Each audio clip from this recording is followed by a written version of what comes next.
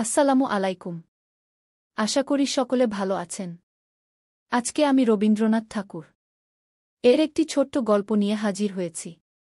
গল্পটি হল অতিথি। কথা না বলে গল্পটি শুরু করা যাক। প্রথম পরিচ্ছেদ। কাঠালিয়ার জমিদার মতিলাল বাবু নৌকা করিয়া সপরিবারে স্বদেশে যাইতেছিলেন। পথের মধ্যে মধ্যাহ্নে নদীতীরের এক গঞ্জের নিকট নৌকা বাঁধিয়া পাকের আয়োজন করিতেছেন, এমন সময় এক ব্রাহ্মণ বালক আসিয়া জিজ্ঞাসা করিল, বাবু, তোমরা যাচ্ছ কোথায়? প্রশ্নকর্তার বয়স 15-16 অধিক হইবে না। মতিবাবু উত্তর করিলেন, কাঠালে। ব্রাহ্মণ বালক কহিল, আমাকে পথের মধ্যে নন্দীগায়ে নামিয়ে দিতে পার? বাবু সম্মতি প্রকাশ করিয়া জিজ্ঞাসা করিলেন, তোমার নাম কি? ব্রাহ্মণ বালক কহিল, আমার নাম তারাপদ। গৌরবর্ণ ছেলেটিকে বড় সুন্দর দেখিতে। বড় বড় চক্ষু এবং হাস্যময় ওষ্ঠাধরে একটি সুললিত সৌকুমার্য প্রকাশ পাইতেছে। পরিধানে একখানি মলিন ধুতি। অনাবৃত দেহখানি সর্বপ্রকার বাহুল্যবর্জিত। কোন শিল্পী যেন বহু যত্নে নিখুঁত নিটোল করিয়া গড়িয়া দিয়াছেন।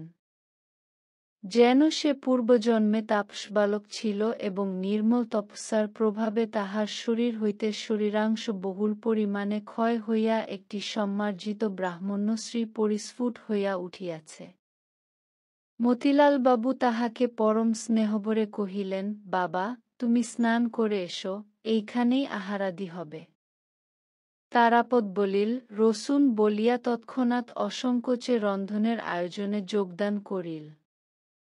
মতিলালবাবুর চাকরাটা ছিল হিন্দুস্থানি, মাছ কোটা প্রভৃতি কার্যে তাহার তেমন পটুতা ছিল না।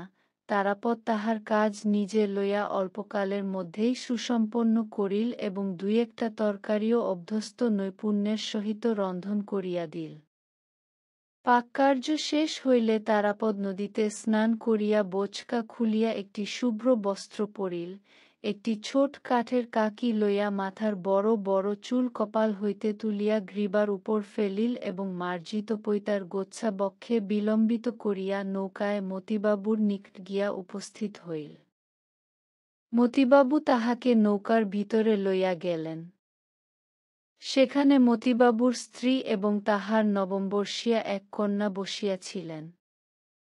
মতিবাবুর স্ত্রী অন্নপূর্ণা এই সুন্দর বালকটিকে দেখিয়া স্নেহে উচ্ছ্বসিত হইয়া উঠিলেন, মনে মনে কহিলেন, আহা, কাহার বাছা, কোথা হইতে আসিয়াছে, ইহার মা ইহাকে ছাড়িয়া কেমন করিয়া প্রাণ ধরিয়া আছে। যথাসময়ে মতিবাবু এবং এই ছেলেটির জন্য পাশাপাশি দুইখানি আসন পড়িল। ছেলেটি তেমন ভোজনটু নহে। অন্নপূর্ণা তাহার স্বল্প আহার দেখিয়া মনে করিলেন, সে লজ্জা করিতেছে, তাহাকে এটা ওটা খাইতে বিস্তর অনুরোধ করিলেন, কিন্তু যখন সে আহার হইতে নিরস্ত হইল তখন সে কোনো অনুরোধ মানিল না। দেখা গেল, ছেলেটি সম্পূর্ণ নিজের ইচ্ছা অনুসারে কাজ করে, অথচ এমন সহজে করে যে তাহাতে কোনো প্রকার জেদ বা গোঁ প্রকাশ পায় না। তাহার ব্যবহারে লজ্জার লক্ষণও লেশমাত্র দেখা গেল না। সকলের আহারাদির পরে অন্নপূর্ণা তাহাকে কাছে বসাইয়া প্রশ্ন করিয়া তাহার ইতিহাস জানিতে প্রবৃত্ত হইলেন। বিস্তারিত বিবরণ কিছুই সংগ্রহ হইল না। মোট কথা এইটুকু জানা গেল, ছেলেটি 7-8 বৎসর বয়সেই স্বেচ্ছাক্রমে ঘর ছাড়িয়া পলাইয়া আসিয়াছে। অন্নপূর্ণা প্রশ্ন করিলেন, তোমার মা নাই? তারাপদ কহিল, আছেন। অন্নপূর্ণা জিজ্ঞাসা করিলেন, তিনি তোমাকে ভালোবাসেন না? তারাপদ এই প্রশ্ন অত্যন্ত অদ্ভুত জ্ঞান করিয়া হাসিয়া উঠিয়া কহিল, কেন ভালোবাসবেন না? অন্নপূর্ণা প্রশ্ন করিলেন, তবে তুমি তাকে ছেড়ে এলে যে? তারাপদ কহিল, তার আরও 4টি ছেলে এবং 3টি মেয়ে আছে। অন্নপূর্ণা বালকের এই অদ্ভুত উত্তরে ব্যথিত হইয়া কহিলেন, ওমা, সে কি কথা! 5টি আঙুল আছে বলে কি একটি আঙুল ত্যাগ করা যায়? তারাপদর বয়স অল্প, তাহার ইতিহাসও সেই পরিমাণে সংক্ষিপ্ত, কিন্তু ছেলেটি সম্পূর্ণ নূতনতর। সে তাহার পিতামাতার চতুর্থ পুত্র, শৈশবেই পিতৃহীন হয়। বহু সন্তানের ঘরেও তারাপদ সকলের অত্যন্ত আদরের ছিল। মা, ভাই, বোন এবং পাড়ার সকলেরই নিকট হইতে সে অজস্র স্নেহ লাভ করিত। এমন-কি গুরুমহাশয়ও তাহাকে মারিত না, মারিলেও বালকের আত্মীয়পর সকলেই তাহাতে বেদনা বোধ করিত। এমন অবস্থায় তাহার গৃহত্যাগ করিবার কোনই কারণ ছিল না। যে উপেক্ষিত রোগা ছেলেটা সর্বদাই চুরিকরা গাছের ফল এবং গৃহস্থ লোকদের নিকট তাহার চতুর্গুণ প্রতিফল খাইয়া বেড়ায়, সেও তাহার পরিচিত গ্রামসীমার মধ্যে তাহার নির্যাতনকারিণী মার নিকট পড়িয়া রহিল। আর সমস্ত গ্রামের এই আদরের ছেলে একটা বিদেশী যাত্রার দলের সহিত মিলিয়া অকাতর চিত্তে গ্রাম ছাড়িয়া পলায়ন করিল। সকলে খোঁজ করিয়া তাহাকে গ্রামে ফিরাইয়া আনিল। তাহার মা তাহাকে বক্ষে চাপিয়া ধরিয়া অশ্রুজলে আর্দ্র করিয়া দিল, তাহার বোনরা কাঁদিতে লাগিল। তাহার বড় ভাই পুরুষাভিভাবকের কঠিন কর্তব্য পালন উপলক্ষে তাহাকে মৃদু রকম শাসন করিবার চেষ্টা করিয়া অবশেষে অনুতপ্ত চিত্তে বিস্তর প্রশ্রয় এবং পুরস্কার দিল। পাড়ার মেয়েরা তাহাকে ঘরে ঘরে ডাকিয়া প্রচুরতর আদর এবং বহুতর প্রলোভনে বাধ্য করিতে চেষ্টা করিল। কিন্তু বন্ধন, এমন-কি স্নেহবন্ধনও তাহার সহিল না। তাহার জন্মনক্ষত্র তাহাকে গৃহহীন করিয়া দিয়াছে। সে যখনই দেখিত নদী দিয়া বিদেশী নৌকা গুণ টানিয়া চলিয়াছে, গ্রামের বৃহৎ অশ্বত্থগাছের তলে কোন দূরদেশ হইতে এক সন্ন্যাসী আসিয়া আশ্রয় লইয়াছে, অথবা বেদেরা নদীতীরের পতিত মাঠে ছোট ছোট চাটাই বাঁধিয়া বাখারি ছুলিয়া চাঙারি নির্মাণ করিতে বসিয়াছে, তখন অজ্ঞাত বহিঃপৃথিবীর স্নেহহীন স্বাধীনতার জন্য তাহার চিত্ত অশান্ত হইয়া উঠিত। উপরি উপরি ২-৩ বার পলায়নের পর তাহার আত্মীয়বর্গ এবং গ্রামের লোক তাহার আশা পরিত্যাগ করিল। প্রথম সে একটা যাত্রার দলের সঙ্গ লইয়াছিল।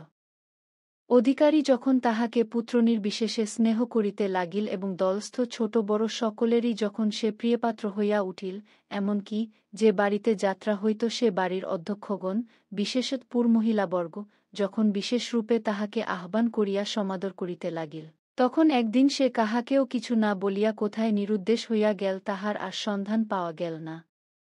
তারাপদ হরিণ শিশুর মতো বন্ধনভীরু, আবার হরিণেরই মতো সঙ্গীতমুগ্ধ। যাত্রার গানেই তাহাকে প্রথম ঘর হইতে বিবাগী করিয়া দেয়। গানের সুরে তাহার সমস্ত শিরার মধ্যে অনুকম্পন এবং গানের তালে তাহার সর্বাঙ্গে আন্দোলন উপস্থিত হইত। যখন সে নিতান্ত শিশু ছিল তখনও সঙ্গীত সভায় সে যেরূপ সংযত গম্ভীর বয়স্কভাবে আত্মবিস্মৃত হইয়া বসিয়া বসিয়া দুলিত, দেখিয়া প্রবীণ লোকের হাস্য সম্বরণ করা দুঃসাধ্য হইত। কেবল সঙ্গীত কেন, গাছের ঘন পল্লবের উপর যখন শ্রাবণের বৃষ্টিধারা পড়িত, আকাশে মেঘ ডাকিত, অরণ্যের ভিতর মাতৃহীন দৈত্যশিশুর ন্যায় বাতাস ক্রন্দন করিতে থাকিত, তখন তাহার চিত্ত যেন উচ্ছৃঙ্খল হইয়া উঠিত। নিস্তব্ধ দ্বিপ্রহরে বহুদূর আকাশ হইতে চিলের ডাক, বর্ষার সন্ধ্যায় ভেকের কলরব, গভীর রাত্রে শৃগালের চিৎকারধ্বনি সকলই তাহাকে উতলা করিত। এই সঙ্গীতের মোহে আকৃষ্ট হইয়া সে অনতিবিলম্বে এক পাঁচালীর দলের মধ্যে গিয়া প্রবিষ্ট হইল। দলাধ্যক্ষ তাহাকে পরম যত্নে গান শিখাইতে এবং পাঁচালী মুখস্থ করাইতে প্রবৃত্ত হইল এবং তাহাকে আপন বক্ষপিঞ্জরের পাখির মতো প্রিয় গান করিয়া স্নেহ করিতে লাগিল। পাখি কিছু কিছু গান শিখিল এবং একদিন প্রত্যুষে উড়িয়া চলিয়া গেল। শেষবারে সে এক জিমন্যাস্টিকের দলে জুটিয়াছিল। জ্যৈষ্ঠ মাসের শেষ ভাগ হইতে আষাঢ় মাসের অবসান পর্যন্ত এ অঞ্চলে স্থানে স্থানে পর্যায়ক্রমে বারোয়ারির মেলা হইয়া থাকে।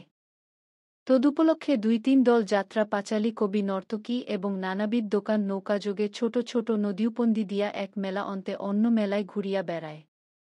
গত বৎসর হইতে কলিকাতার এক ক্ষুদ্র জিমন্যাস্টিকের দল এই পর্যটনশীল মেলায় আমোদচক্রের মধ্যে যোগ দিয়াছিল। তারাপদ প্রথমত নৌকারোহী দোকানির সহিত মিশিয়া মেলায় পানের খিলি বিক্রয়ের ভার লইয়াছিল। পরে তাহার স্বাভাবিক কৌতূহলবশত এই জিমন্যাস্টিকের ছেলেদের আশ্চর্য ব্যায়ামনিপুণ্যে আকৃষ্ট হইয়া এই দলে প্রবেশ করিয়াছিল। তারাপদ নিজে নিজে অভ্যাস করিয়া ভালো বাঁশি বাজাইতে শিখিয়াছিল। জিমন্যাস্টিকের সময় তাহাকে দ্রুত তালে লক্ষ্ণৌ ঠুংরির সুরে বাঁশি বাজাইতে হইত, এই তাহার একমাত্র কাজ ছিল। এই দল হইতেই তাহার শেষ পলায়ন। সে শুনিয়াছিল নন্দীগ্রামের জমিদারবাবুরা মহাসমারোহে এক শোকের যাত্রা খুলিতেছেন। শুনিয়া সে তাহার ক্ষুদ্র বোঝকাঠি লইয়া নন্দীগ্রামে যাত্রার আয়োজন করিতেছিল। এমন সময় মতিবাবুর সহিত তাহার সাক্ষাৎ হয়। তারাপদ পর্যায়ক্রমে নানা দলের মধ্যে ভিড়িয়াও আপন স্বাভাবিক কল্পনাপ্রবণ প্রকৃতিপ্রভাবে কোনো দলের বিশেষত্ব প্রাপ্ত হয় নাই। অন্তরের মধ্যে সে সম্পূর্ণ নির্লিপ্ত এবং মুক্ত ছিল। সংসারে অনেক কুৎসিত কথা সে সর্বদা শুনিয়াছে এবং অনেক কদর্য দৃশ্য তাহার দৃষ্টিগোচর হইয়াছে, কিন্তু তাহা তাহার মনের মধ্যে সঞ্চিত হইবার তিলমাত্র অবসর প্রাপ্ত হয় নাই। এ ছেলেটির কিছুতেই খেয়াল ছিল না। অন্যান্য বন্ধনের ন্যায় কোনো প্রকার অভ্যাসবন্ধনও তাহার মনকে বাধ্য করিতে পারে নাই। সে এই সংসারের পঙ্কিল জলের উপর দিয়া শুভ্রপক্ষ রাজহংসের মতো সাঁতার দিয়া বেড়াইত। কৌতূহলবশত যতবারই ডুব দিত তাহার পাখা সিক্ত বা মলিন হইতে পারিত না। এই জন্য এই গৃহত্যাগী ছেলেটির মুখে একটি শুভ্র স্বাভাবিক তারুণ্য অম্লানভাবে প্রকাশ পাইত। তাহার সেই মুখশ্রী দেখিয়া প্রবীণ বিষয়ী মতিলালবাবু তাহাকে বিনা প্রশ্নে বিনা সন্দেহে পরম আদরে আহ্বান করিয়া লইয়াছিলেন। আশা করি গল্পটা সকলের ভালো লেগেছে। গল্পের বাকিটুকু অংশ পেতে হলে আমাদের চ্যানেলটি সাবস্ক্রাইব করুন এবং ভিডিওটি ভালো লাগলে লাইক অবশ্যই করবেন। ধন্যবাদ সবাইকে।